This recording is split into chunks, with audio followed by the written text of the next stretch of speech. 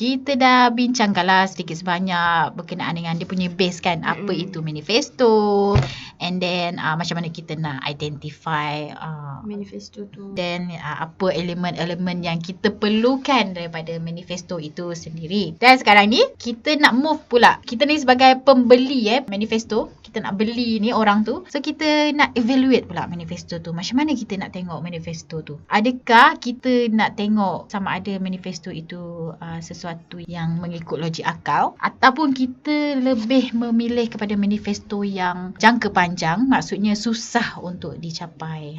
So situasi dia dekat sini ada dua lah. Satu manifesto yang mudah, short term, dan satu lagi manifesto adalah manifesto yang sangat mencabar dan long term. So persoalannya lah Kak Wah kan, adakah kita ni patut ucap tahniah kepada pemberi manifesto yang sangat susah dan mencabar? Patut kot, sebab yelah kita kan tak boleh jangka. Kalau macam contohlah A kan, A dah memerintah lama.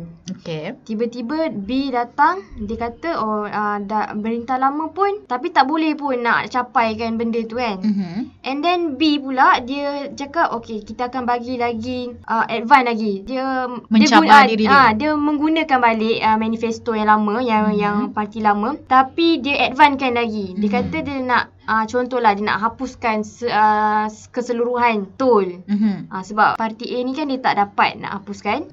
Parti B ni dia memang menjanjikan, memang untuk pemerintahan dia memang akan confirm akan hapuskan. Of course lah benda tu mencabar. Dan yelah dah pemerintah lama kot. Tiba-tiba bila ada parti baru yang nak cakap memang confirm diorang akan boleh buat, kita terbeli undi lah benda tu. Benda tu mempengaruhi kita. Tercapai tak capai tu lain kira. Yang penting dia dah berani cabar diri dia. Macam tu.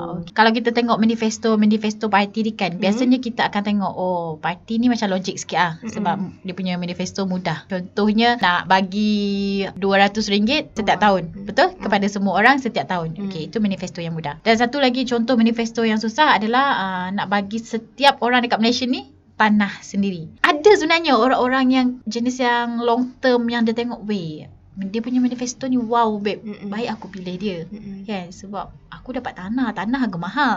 So dia macam berfikiran macam tu pula. Tapi ada setengah orang ni dia macam takkan lah, tak mungkin lah dia boleh buat. Sedangkan parti ni dulu memerintah pun tak boleh nak buat. Ni dia pula kokonon nak buat acah-acah macam terror pula. So maknanya ahli politik ni dia orang mempengaruhi fikiran kita dengan janji palsu, dan kita sendiri sebagai pembeli undi boleh terpengaruh dengan benda-benda yang orang kata apa yang kita nak lah. Benda-benda ni lah yang boleh mempengaruhi kita, yang boleh efek dekat parti tu sendiri. Lagipun kalau manifesto ni adalah sesuatu yang sangat-sangat simple dan mudah untuk dipenuhi, dia tak ada penambahbaikan tau. Betul. Dia tak ada improvement. Dia macam gitu-gitu je. Kita nak something yang boleh memberi manfaat dan kebaikan lah kepada rakyat itu sendiri. Ya, betul.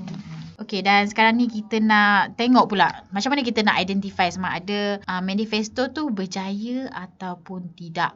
Adakah kita perlu meletakkan time frame, ataupun adakah kita perlu letak kepada kuantiti yang berjaya, ataupun kita perlu lihat dari sudut kualiti manifesto itu pula. So dekat sinilah persoalan je. Macam mana kita nak menganalisis manifesto tu.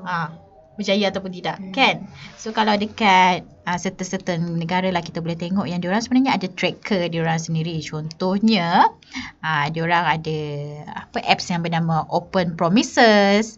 Kita ada juga dekat pakatan, kita ada pakatan tracker. Yang ini dia akan track lah dia punya manifesto tu. Diorang akan menilai dari pelbagai sudut sebenarnya. Tracker ni lebih kepada kita sebagai rakyat untuk lihat sama ada kerajaan itu betul-betul boleh jalankan manifesto yang diorang janjikan. Walaupun manifesto itu kalau ikut law bukanlah sesuatu janji yang wajib dipenuhi, tapi based on tracker tu kita boleh tengok sama ada kerajaan ini boleh diharap ataupun tidak. Penting kita sebagai rakyat untuk menilai manifesto ni. Sangat penting supaya kita ni tak tersilap langkah dan tak akan jadi satu masalah besar untuk kita dan negara kita.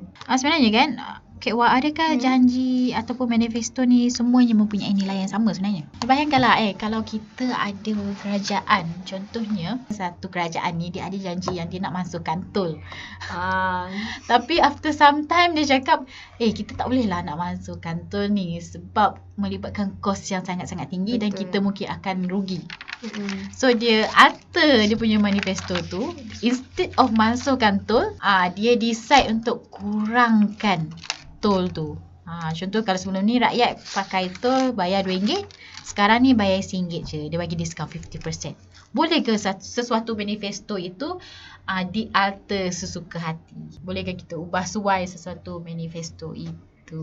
Dan kalau kita nak cakap sesuatu nilai tu susah ni. Susah kan? Susah nak menilai manifesto tu baik atau buruk. Sebab itu terletak pada individu sendiri. Orang kata kemampuan individu ataupun setiap ahli politik tu macam mana nak capai benda tu atas kemampuan dan analisis diorang lah. Kita tak boleh assume yang okey diorang ni buat macam ni mesti diorang dapat.